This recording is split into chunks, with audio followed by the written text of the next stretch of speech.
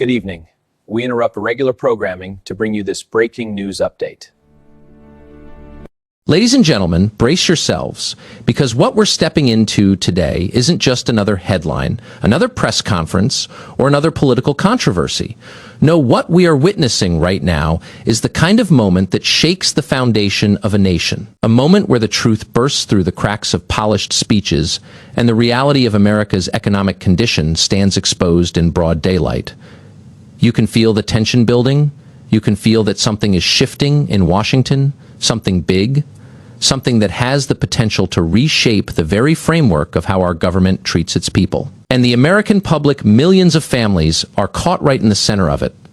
We're talking about decisions that determine whether food gets on the table, whether working people can trust the promises made to them, and whether the institutions designed to protect the vulnerable are being strengthened or quietly dismantled. And that brings us directly into the storm front of today's unfolding crisis. We begin exactly where the nation's anxiety is rising fastest, inside the escalating storm of congressional standoff and fiscal tension. JD Vance accuses Washington of ignoring a growing national food security emergency. JD Vance's accusation against Washington comes at a moment when the country is already stretched thin by rising costs, strained supply chains, and a widening economic divide that has left millions of Americans living one unexpected bill away from crisis. His decision to publicly confront lawmakers reflects a deeper frustration that has been building beneath the surface. Frustration from families who cannot keep up with food prices, from workers whose wages have stagnated for decades, and from communities that feel abandoned by leaders who speak of prosperity while the cost of basic necessities rises faster than at any time in recent memory. When Vance calls out Washington for ignoring a growing national food security emergency, he is tapping into a sentiment shared across the political spectrum,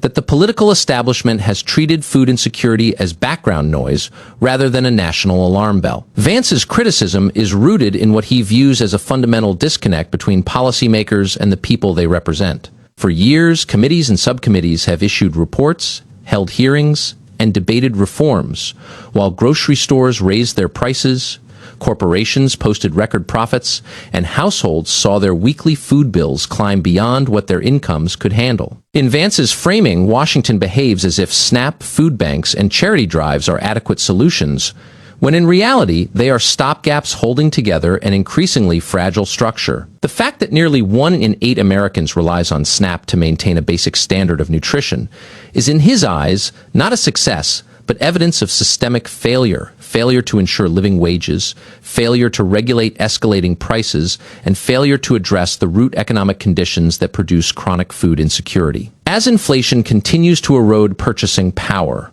Vance argues that Washington has treated the issue as temporary or exaggerated, rather than acknowledging its structural causes.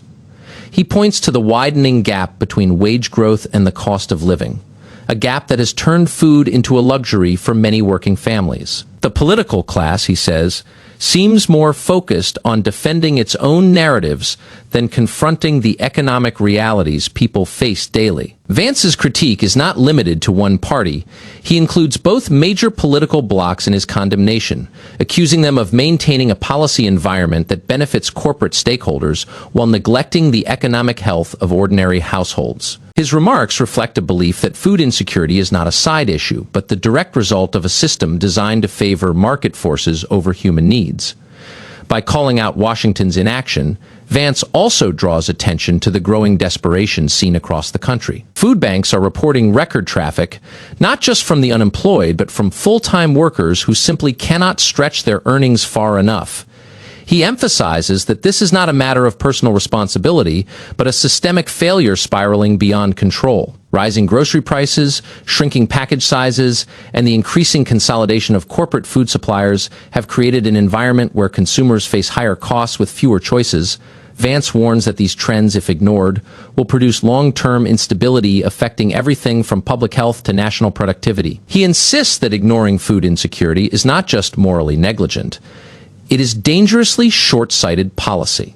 And behind his message is a stark implication. If Washington continues to overlook the conditions driving food insecurity, the consequences will grow more severe. Families under financial strain often cut corners on nutrition, leading to health problems that burden hospitals and public health systems. Children who lack reliable access to healthy food struggle in school, impacting long-term educational outcomes and future workforce strength. Communities with high levels of food insecurity face rising rates of stress, debt, and instability that eventually ripple outward into the broader economy. Vance's accusation is therefore more than political rhetoric. It is a warning that the country is on a trajectory toward deeper crisis unless policymakers start confronting the structural economic forces pushing millions into food precarity. Federal judge signals a historic ruling that could overturn controversial SNAP restrictions. The federal judge's signal of a possible historic ruling has sent shockwaves through the political, legal, and economic landscape, raising the stakes in a debate that has been simmering for years. The case at the center of this moment challenges state-level SNAP restrictions that critics argue have violated federal guidelines, discriminated against vulnerable populations, and created uneven access to food assistance across the country. When the judge hinted at leaning toward overturning these restrictions, observers in the courtroom understood immediately that the potential implications reach far beyond one state's policies. The ruling could reshape how SNAP is administered nationwide, redefine the balance of federal and state authority, and set a precedent that alters the legal foundation of public assistance programs. The judge's comments suggested skepticism toward arguments that states should have broad leeway in imposing work requirements, eligibility filters, or administrative hurdles. While states have long argued for flexibility to tailor SNAP to local needs, opponents contend that some states have used this flexibility to enact barriers designed to reduce enrollment rather than improve efficiency. These barriers, critics say, disproportionately harm low-income families, single parents, seniors, and individuals who work unstable jobs without predictable hours. The judge appeared to share concerns that such restrictions may conflict with federal law, which requires states to ensure equitable and accessible distribution of benefits. If the expected ruling materializes, it could invalidate a wide range of state policies implemented over the past decade. Work requirement expansions, documentation burdens, and time limits that go beyond federal standards could all be struck down. Legal analysts warn that the decision may force states to revise entire sections of their social service frameworks and potentially restore benefits to large numbers of individuals who were previously removed from eligibility rolls. The ruling could also prompt other courts to reconsider similar cases, triggering a wave of legal challenges that reshape SNAP governance on a national scale. Economic advocates are closely watching the case because of its broader implications for food access during a period of growing financial pressure. With rising food costs, wage stagnation, and escalating household expenses, millions rely on SNAP not as supplemental aid but as a primary stabilizer of their monthly budgets. A ruling that expands access could provide immediate relief to individuals who have been squeezed out by restrictive policies. However, opponents argue that such a decision could increase federal spending and undermine state autonomy. The judge's comments suggest a belief that the federal obligation to ensure consistent, equitable access to food assistance outweighs state preferences for stricter eligibility criteria. The courtroom atmosphere during the judge's remarks reflected the magnitude of what is at stake. Attorneys, policy analysts, and observers recognize that this signals a potential turning point in the national debate over public assistance. For years, states have been experimenting with increasingly strict SNAP rules, often justified as measures to promote employment or reduce dependency. Yet critics argue these policies have little evidence of improving workforce participation, and instead push vulnerable individuals deeper into poverty. The judge's indication that such policies may violate federal intent suggests a shift toward reinforcing the foundational purpose of SNAP as a program designed to prevent hunger, not enforce labor discipline. A ruling of this scale would reverberate through legislative chambers, advocacy groups, and federal agencies alike. It would force policymakers to reassess the relationship between economic conditions and access to food assistance. It would also signal to states that policy experiments must align with federal protections rather than political ideology.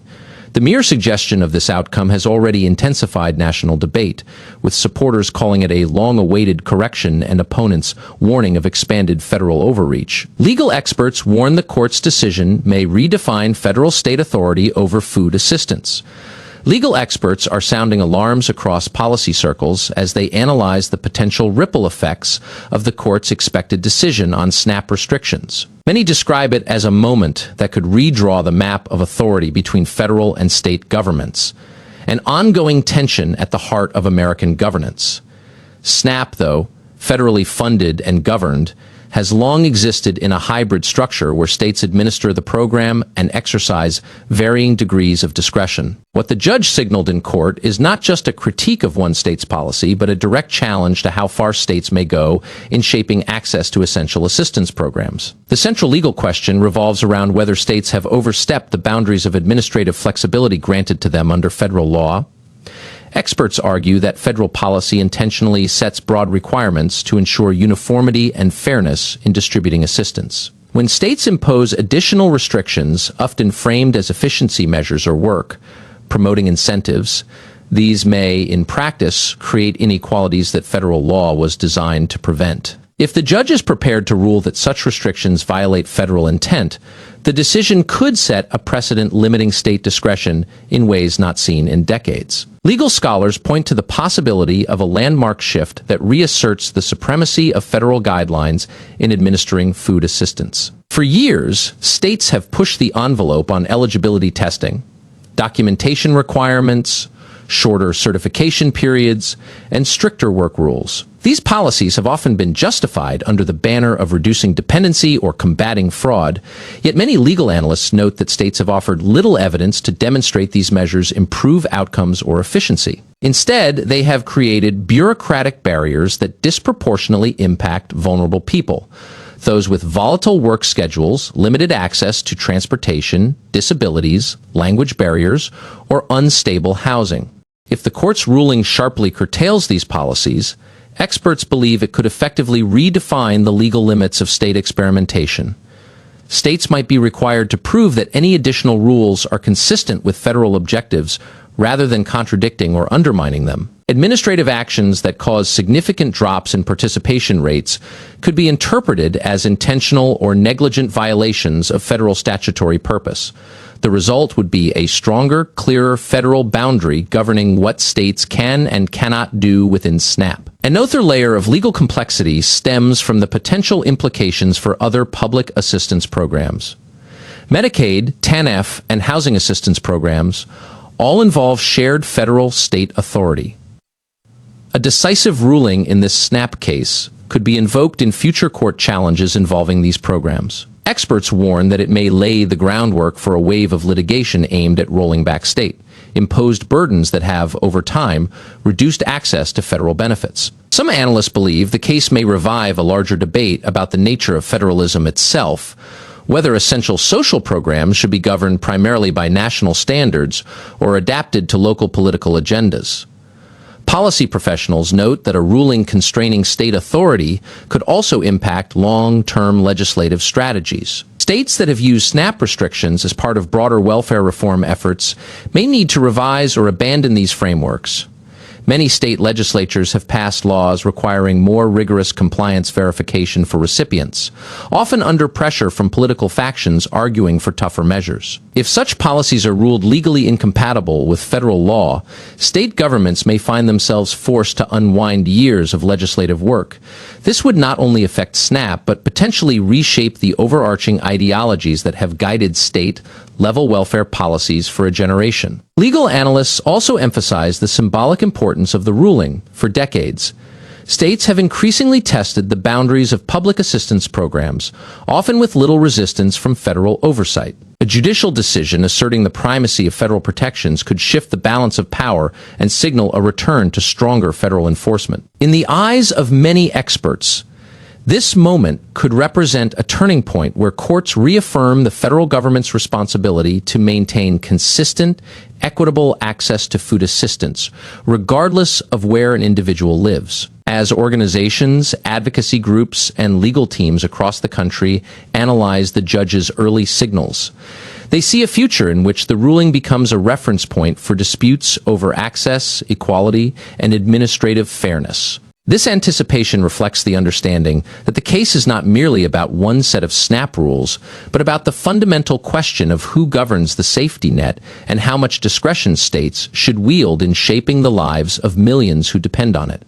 New data shows SNAP demand surging as wages fail to keep pace with inflation. Newly released data from Economic and Social Policy researchers paints a stark and troubling picture of the current state of American household economics. SNAP demand is rising sharply, not because of population growth or temporary disruptions, but because wages are falling further behind the soaring costs of basic living expenses. The data reveals a widening disconnect between what people earn and what they need to survive, particularly when it comes to food, which has seen some of the highest inflation rates over the past several years.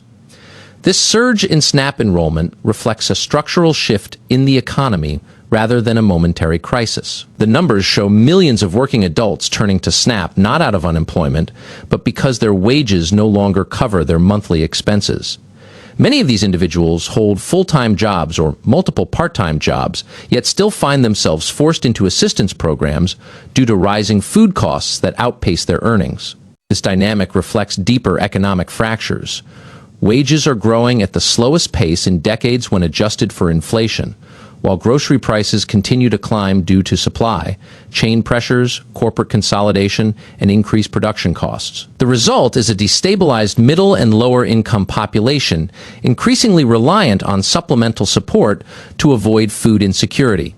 Archers highlight the role corporate pricing strategies have played in this crisis. Large food manufacturers have reported record profits while raising prices significantly above increases in production costs. This practice, referred to by some economists as opportunistic inflation, has pushed grocery bills to levels far beyond what the average wage earner can manage. Consumers feel the impact every time they enter a supermarket: smaller package sizes, higher shelf prices, and fewer affordable options. When food becomes disproportionately expensive compared with wages, households inevitably turn to assistance programs to bridge the gap. The expanding reliance on SNAP signals broader distress across the economy. It indicates that wages, especially in service, retail, and entry-level sectors, are no longer aligned with the real cost of living. Many workers in these industries, cashiers, warehouse workers, delivery drivers, restaurant staff, are earning wages that do not reflect the essential nature of their labor or the economic pressures they face. As inflation continues to outstrip wage growth, even slight price increases can push households into financial instability, making SNAP a necessary tool for survival rather than a temporary support mechanism. Another contributing factor to rising SNAP demand is the dramatic increase in household expenses beyond food. Housing costs have surged, utilities have become more expensive, and healthcare premiums continue to weigh heavily on families. With these competing demands, many households simply no longer have enough disposable income left for groceries. Researchers describe this as a pressure stack, where each financial burden compounds the next, leaving families with no choice but to seek assistance. The data shows that food insecurity rises sharply in regions where rent and energy costs are highest, demonstrating how interconnected these economic pressures are. Demographic analysis reveals that the surge in SNAP demand spans across age groups, regions, and employment categories. Younger workers, burdened by stagnant wages and rising living expenses, are turning to SNAP at increasing rates. Families with children face heightened vulnerability, particularly as childcare remains expensive and wages for parents fail to keep up.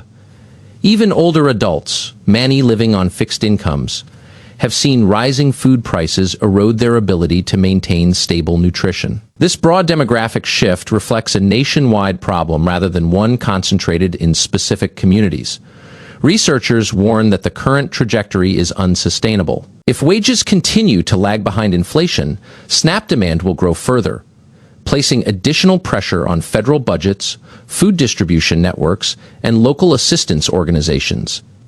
At the same time, the increasing reliance on SNAP highlights the failure of the labor market to provide adequate income for millions of working people. Analysts argue that this structural imbalance exposes a deeper issue: an economy that produces wealth at the top while leaving those who sustain it with shrinking purchasing power. The data underscores that SNAP is becoming a stabilizing force in an economy where wages are no longer sufficient to guarantee food security.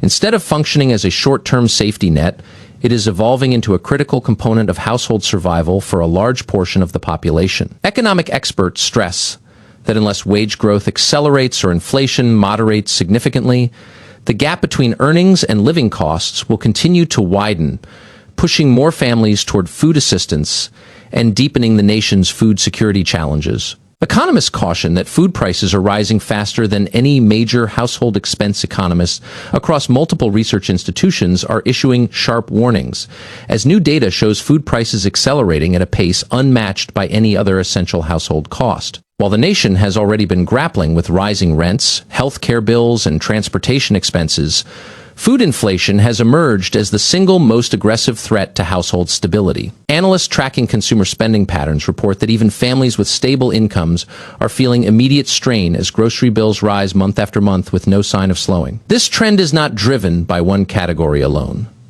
Across meat, dairy produce, grains, and packaged goods, prices are climbing simultaneously, creating a widespread pressure that touches nearly every demographic group. According to economic researchers, the composition of this price surge reflects deeper fractures within the food production system. Global supply chains, still recovering from pandemic-era disruptions, remain unstable. Shipping delays, shortages of agricultural inputs like fertilizer, unpredictable weather patterns, and rising fuel costs have all contributed to sustained price hikes. Yet underlying these disruptions is another factor economists continue to highlight: corporate power. Major food producers and supermarket chains, many of which have reported some of their highest profits on record, have been able to raise prices without fear of losing consumers, thanks to limited competition and consolidated market control. Households that once budgeted predictably for food are now facing weekly uncertainty each time they shop. Families are shifting to lower-cost alternatives, reducing their purchases of fresh items, and relying more heavily on processed goods or bulk products for many. These adjustments are not preferences but survival strategies. Economists caution that the long-term consequences of this shift extend beyond wallets. Rising food prices are pushing families toward less nutritious diets, increasing health risks and raising concerns among public health experts. Meanwhile, food banks and community organizations report dramatic increases in demand, with some regions experiencing their highest levels of food insecurity in years. The rising cost of food is disproportionately affecting low and moderate income families who spend a larger percentage of their income on groceries compared with higher income households. As inflation continues, these families are experiencing what economists describe as price squeeze fatigue, where every essential category is becoming more expensive, leaving no room for flexibility. Researchers warn that even modest additional increases could push millions of households into deeper dependence on assistance programs or force them to make impossible choices between food, rent, medication, or utilities. Economists also emphasize that this trend is fundamentally reshaping consumer behavior. More shoppers are turning to discount grocery chains, buying less meat, avoiding brand name products, and reducing the quantity of fresh produce they purchase. Retailers have taken notice, with some companies reducing package sizes while keeping prices unchanged, an attempt to mask inflation that experts refer to as shrinkflation. These hidden price hikes are prompting renewed scrutiny from consumer advocates and lawmakers, who argue that families are paying more but receiving less, with projections indicating that food inflation will continue through the next several fiscal quarters. Economists stress that the issue is no longer a temporary post-pandemic ripple, but part of a broader structural shift in the cost of living. Many analysts believe the nation is entering a prolonged period where food affordability will remain a central economic challenge. Community advocates claim expanded work requirements are pushing millions into deeper poverty. Community advocates across the country are raising serious concerns as states implement expanded work requirements within the SNAP program, arguing that these policies are worsening poverty instead of reducing it. Advocacy groups report that individuals who rely on SNAP for basic nutrition are increasingly being removed from eligibility roles because they cannot meet rigid work, hoar thresholds, or documentation demands. These requirements often assume a stable and predictable labor market. Yet advocates point out that millions of low-income workers are employed in industries defined by fluctuating schedules, part-time hours, and limited job security. As a result, many people are losing benefits not because they refuse to work, but because their employment conditions do not fit the narrow framework imposed by state policies. Reports from community organizations reveal that the impact is particularly severe for workers in retail, hospitality, home care, and gig economy roles. These workers often have no control over their schedules and may receive their weekly hours with little advance notice. Under expanded work requirements, failing to meet a certain number of hours, even for reasons outside their control, can lead to immediate loss of benefits. Advocates argue that this creates a cycle of instability. Losing SNAP benefits makes it harder for individuals to maintain health and productivity, which then undermines their ability to keep the jobs required to meet the very criteria set by policymakers. Community leaders also highlight the administrative burden imposed by these new rules. The paperwork reporting obligations and verification processes have become so complex that many eligible individuals are inadvertently pushed out of the program due to bureaucratic obstacles. Missed deadlines, incomplete forms, or technical issues with state online systems can all lead to benefit termination. For individuals juggling multiple jobs, childcare responsibilities, or limited access to transportation or internet services, maintaining compliance becomes a near impossible task. Advocacy groups warn that these administrative failures are being misinterpreted as non-compliance, punishing families who are already struggling. Reports from food banks and local charities reveal an immediate surge in demand whenever states roll out expanded work requirements. Organizations in several regions report that families who recently lost SNAP benefits are seeking emergency food assistance within days of being cut off. This creates additional strain on nonprofit groups already working at capacity due to rising food costs and widespread economic instability. Advocates argue that the burden is shifting from federal programs to local communities, many of which lack the resources to absorb sudden influxes of families in need. The policy also disproportionately affects individuals facing barriers to steady employment, people with disabilities, chronic health conditions, limited English proficiency, or those caring for dependents. Although exemptions technically exist for some groups, advocates report that the process for securing these exemptions is often unclear, inconsistent, or poorly communicated. As a result, vulnerable individuals are being swept into the same punitive system as those fully capable of meeting work, higher expectations, intensifying their financial and emotional strain. Community leaders emphasize that the underlying premise of expanded work requirements, that stricter rules will motivate individuals to work more, is not supported by real-world labor market conditions.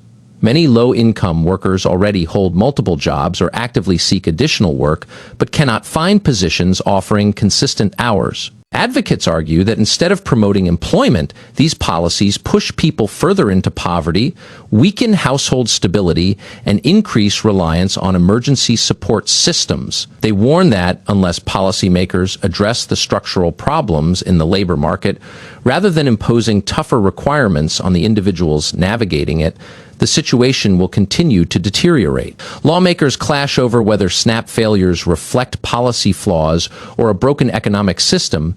A fierce political divide is erupting in Washington as lawmakers argue over whether the growing strain on SNAP is the result of flawed policy design or a deeper failure within the nation's economic structure. Some legislators insist the program is collapsing under outdated rules and inconsistent state enforcement, while others point to stagnant wages, soaring living costs, and corporate price hikes as the real forces driving families into crisis. The debate is intensifying as committees demand data. Economists testify about structural inequality, and both parties attempt to frame the SNAP surge as evidence supporting their own competing narratives. Analysts predict the ruling could trigger a nationwide restructuring of benefits. Eligibility policy analysts are signaling that the judge's anticipated decision may set off a nationwide overhaul of SNAP eligibility rules as states brace for legal and administrative fallout. If key restrictions are overturned, states could be forced to rewrite entire benefits frameworks, reverse years of tightened requirements, and reinstate thousands of recipients removed under stricter policies. Agencies are preparing for sweeping compliance adjustments, while governors warn the ruling could reshape welfare strategies across multiple states. Analysts say the ruling may redefine how eligibility is determined nationwide. A sharp wave of political unease is spreading across Washington as new budget projections signal deeper fiscal strain than previously anticipated. Analysts inside Capitol Hill warn that the growing divide over federal spending priorities is widening fast, with both parties trading accusations over stalled negotiations and misaligned national strategies. Lawmakers close to the process describe an atmosphere of rising urgency as economic pressures intensify, leaving officials scrambling to craft a spending framework that can withstand public scrutiny and soothe voter concerns, while agencies await clarity on their funding outlook trends. Yans escalated further today as several committee members raised alarms over delayed policy rollouts tied to critical infrastructure and public welfare programs. Internal reports indicate that bureaucratic bottlenecks and political gridlock have slowed key initiatives expected to support vulnerable communities nationwide. Senior staffers say frustration is mounting within government departments, where teams remain on standby for directives that have yet to gain final approval, adding to a growing sense of uncertainty surrounding the administration's ability to meet its stated objectives. When you step back and look at everything, every warning, every dispute, every economic tremor, you begin to see the full picture. And that picture, my friends, is not accidental. It is the result of choices, priorities, and political battles that have stretched our system to the breaking point. What we've covered today, Keynote 1 through Keynote 10, forms a timeline of pressure, conflict, and rising uncertainty. Lawmakers clashing instead of collaborating, programs caught in the crossfire, families left in limbo, and an economy that cannot afford another misstep. This isn't just policy. This is the real-life architecture of how America functions, and right now, that architecture is showing deep cracks. We are witnessing a government trapped in its own contradictions, trying to project stability while scrambling behind closed doors to prevent yet another crisis. And this is precisely why USA World Reports exists, to pull back the curtain, to analyze the decisions that shape your life, to break down the noise into clarity, and to remind you that these events matter. They matter to your paycheck, your groceries, your future, and your hope for a stable country. So as we close this chapter, remember this. No system survives by accident. It survives by accountability, awareness, and the people demanding better. And that begins with staying informed, staying vigilant, and refusing to accept the easy narratives that hide the hard truths.